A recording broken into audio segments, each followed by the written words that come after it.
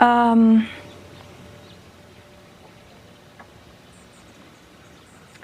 just trying to decide if I'm comfortable even talking about that. This one's wife. Hate-filled or handbag? Hello, I'm H.G. Tudor. Whatever you might think of Prince Harry, one thing is clear. He is the victim of a narcissist. This doesn't mean that you need to provide him with sympathy, although some of you may do so. But it is undeniable that he is the victim of a narcissist, for he holds the position of intimate partner, primary source in the fuel matrix of this one's wife. This is the most important position in the fuel matrix, because it's this individual who is deemed the easiest to control, who also provides the most fuel, character traits, and residual benefits. This one's wife's narcissism identified Harry as a target, that he could be easily controlled, and that control was achieved principally in two ways.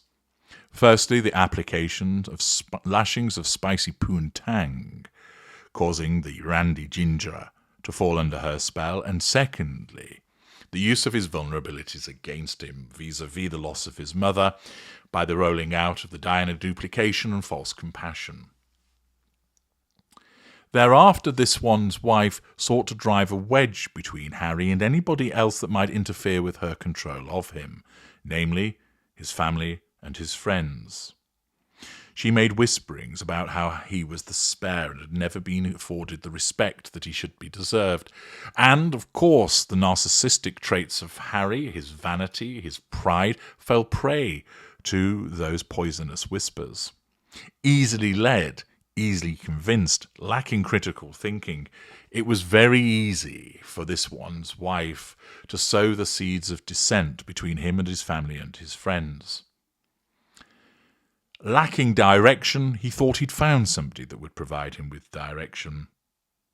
Thinking that he found somebody that would tolerate his flaws, which arose in his mind from what happened in relation to his mother, somebody who finally understood him, someone who gave him a blowjob every morning, someone that could suck a golf ball through 40 feet of hosepipe, someone that was interested in him for him. Unwittingly, he fell prey to a narcissist. And he became such excellent prey because he was so easy to control, but also because as a rather emotional individual, he found him with fuel. He was easy to provoke, easy to get a rise out of. He had oodles of character traits by virtue of the fact that he was a prince of the realm that this one's wife could access, and furthermore, it gave her access to wealth, privilege, connections, and facade management. Her narcissism will have been holding a party the day that he fell under her spell, yelling, "Jackpot!" But thereafter, it's all gone downhill for Harry. He's found himself the spare in his own marriage. But where does this leave him at the moment? Well, Shane Watson, writing in the Times, explains, "It was International Women's Day, and on this day this one's wife posted a picture of Prince Harry sitting on the white leather seat of a launch with Lilibet curled up on his knee, recognisable only by her red hair. See parts passing for further analysis." Just another snapshot of the Sussex's perfect California life, you might think. There they are, living the dream, free, rich, not a single dreary hospital wing opening hanging over them, no unglamorous Easter at Sandringham on the horizon. They've done it. Or alternatively, you might think what a lot of us have been thinking for a while, daily since the launch of This One's Wife's Netflix series. What's going to happen to Harry? Where is Harry in all of this? The solitary man, head sunk on his little girl's head deep in thought. What lies ahead for him? Because this is This One's Wife's time. The second series of With Love, Meghan has just been confirmed. And like it or hate it, there's no denying that This One's Wife whole life has been working towards this point, this pinnacle of pretty polished professionalism, with notes of wellness and spiritualism. Harry is already looking like a spare part in her new incarnation as a lifestyle icon. If you have watched the series to the end, and done so partly for the few seconds featuring Harry used in all the trailers, you will know that's it. Blink and you'll miss him.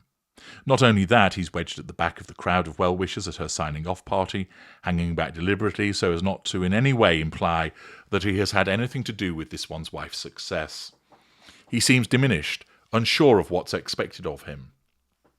Old Harry's USP was a teasing charm, but when you're expected to play the role of awestruck courtier, along with all the other extras, that will kill your buzz. Meanwhile, this one's wife is off arranging the crudités, thoughtfully, intoxicated with her own power to elevate. A word she may now have trademarked, eyes blazing. You could almost forget she was married. And this is quite correct. Harry is just there, like anybody else, in a prop of the film of this one's wife's life. He is the spare. He is simply there as a commodity to serve her needs.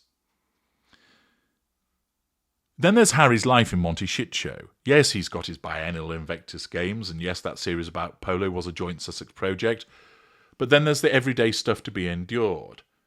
Look away now if you don't care what happens to a delusional prince, but consider for a moment how much Prozac you would need to cope with the world that Harry now inhabits if you were a normal, let alone a male member of the British upper class. Eton-educated, army-trained, bougies inducted, brought up on kedgeree and summer's pudding, team sports and house parties. The way they spend their days, is he playing mahjong or is that just the fun times for the girls? What about five-a-side on a Tuesday? What about watching the rugby? Who's he doing that with? Because James Corden, arsehole, isn't there anymore, and I bet he's not allowed to have any of his old British muckers to stay in case he goes off-piste and plays fuzzy duck, or is caught roaring with laughter at something Tiggy reminded him of before this one's wife's time.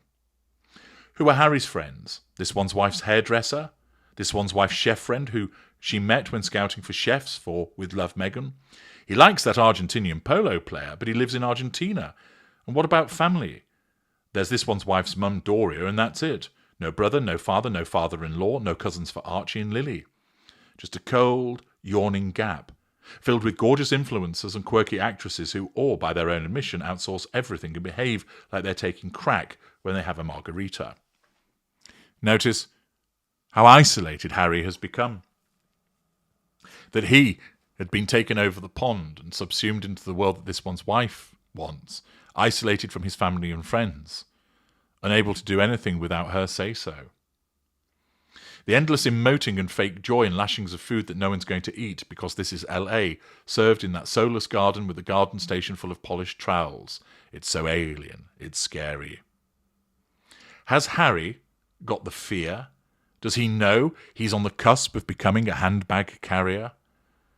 The sad thing is that it could have worked if he weren't so isolated. In the wrong country at the wrong time with no one to call up and only a sun-filled Easter brunch with thoughtful touches to look forward to.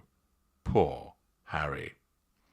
That's the view of that particular journalist, which demonstrates how isolated he has become as a consequence of, although this one's wife show is rubbish, she still believes that she's in the ascendancy with it, and certainly the spotlight's on her and not Harry. He is a bit part, an extra. Is he a hate-filled individual who has brought this on himself as a consequence of his own hubris and insistence on being with this one's wife? Or is he simply somebody who has been duped, ended up a victim of a narcissist and now finds himself playing handbag? What are your thoughts? Do you think he deserves this? Is the fall that has been occasioned to him satisfying for you? Or do you think that he is a poor unfortunate who hasn't realised quite the devil's bargain that he entered into? Let me know your thoughts in the comments section. I'm HG Tudor. Thank you for listening.